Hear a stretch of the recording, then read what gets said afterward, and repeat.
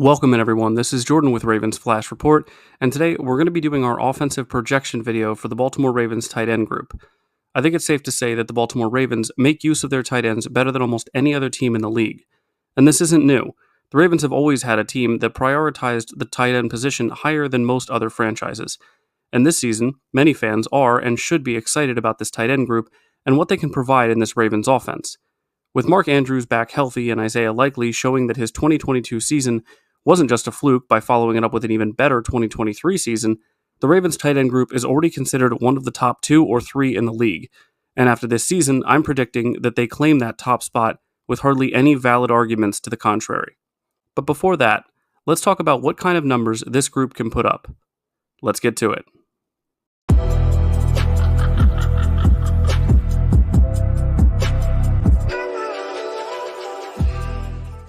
So just like I did with the wide receiver projection video a few days ago, I'll go through our top tight ends explaining what I projected for them last year, and then I'll give you my projection for what I think they'll do this year.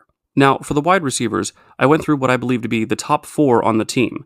With tight ends, though, you don't typically have that many on the team, so I went with the top 3, which include Mark Andrews, Isaiah Likeley, and Charlie Kolar, as I believe all 3 of them will have an impact on the team in 2024. Let's start with tight end number 1 and Lamar's favorite target over his career, Mark Andrews. Last year, through just 10 games, Mark Andrews caught 45 passes on 61 targets for 544 yards and 6 touchdowns. If not for the injury, Mark's projected totals for a full 17-game season were just under 1,000 yards and 10 touchdowns, while being targeted more than 100 times by Lamar Jackson yet again, so no real shock there. Before the start of last year, I projected Mark to be in the ballpark of 70 to 80 receptions, between 700 to 800 yards and 7 to 9 touchdowns. While the injury makes it impossible to determine whether Mark would have been within these ranges, they certainly seem to be within reason at the pace that he was on through 10 games.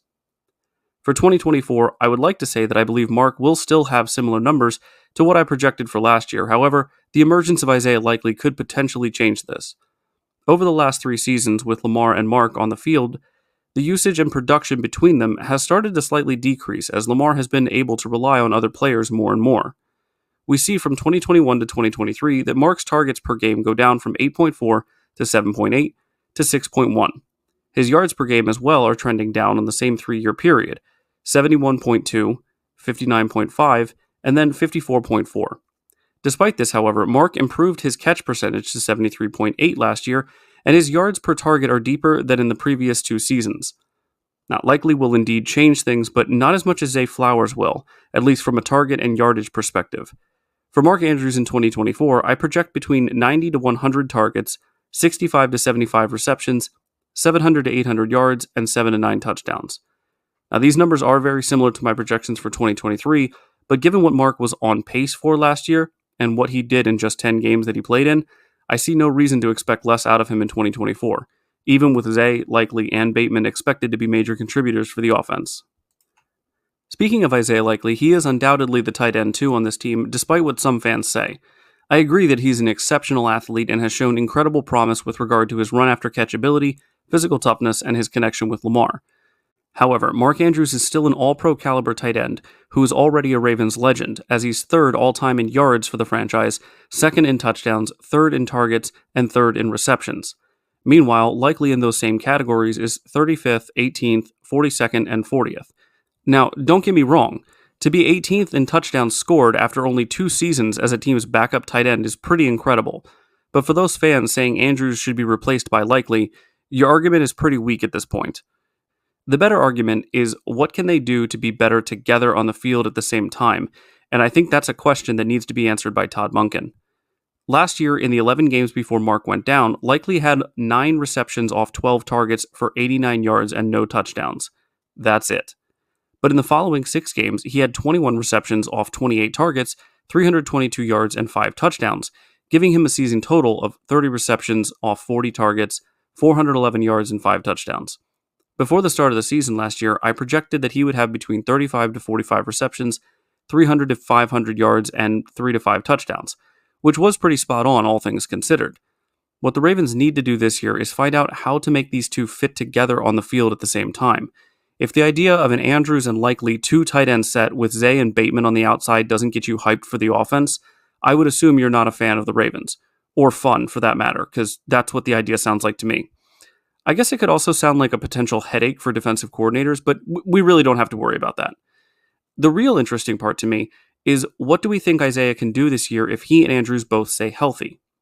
Unlike Bateman from the wide receiver video, I actually do predict an uptick in Likeley's usage and production this year. I believe an accurate projection for Likeley would be 60 to 70 targets, 40 to 50 receptions, 500 to 600 yards, and 4 to 6 touchdowns. Now, this may seem like a small increase compared to last year's projection, but thinking about Likeley and Andrews together, both producing how I see them producing, would be a tight end duo combining for at least 1,300 yards and 13 touchdowns. Compared to what they put up together last year, which was 955 yards and 11 touchdowns, it's pretty close, and even more if they can hit the upper parts of this year's projections. Now, Charlie Kolar is a difficult player to project, as he hasn't been as involved as many fans thought he would be in 2023.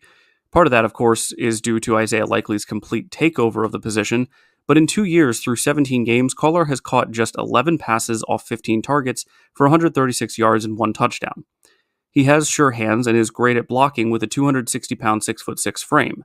But as fun as it is to imagine Andrews and Likeley out on the field at the same time, Kolar makes it feel more like 3 as a crowd. I know Greg Roman would have found a way to get 3 tight ends out there, but if both Andrews and Likeley are healthy, I don't see Todd Monken sitting either very often in favor of Kolar. Last year at the start of the season, I wasn't sure Likeley would continue to improve after what he did in 2022. Obviously, I was wrong. But after Kolar's injuries had healed, I saw no reason to think Likeley would outpace him the way that he did.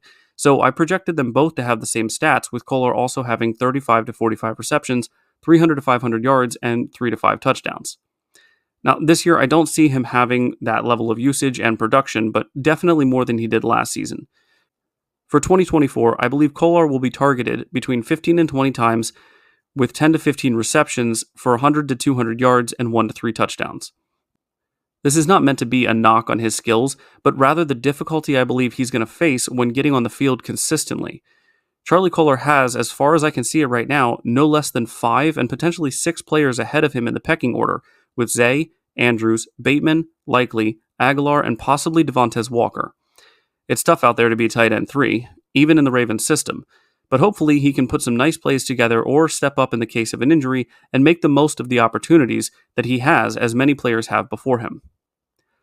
Well, everyone, I hope you enjoyed this video on my tight end offensive projections and are looking forward to the season as much as I am.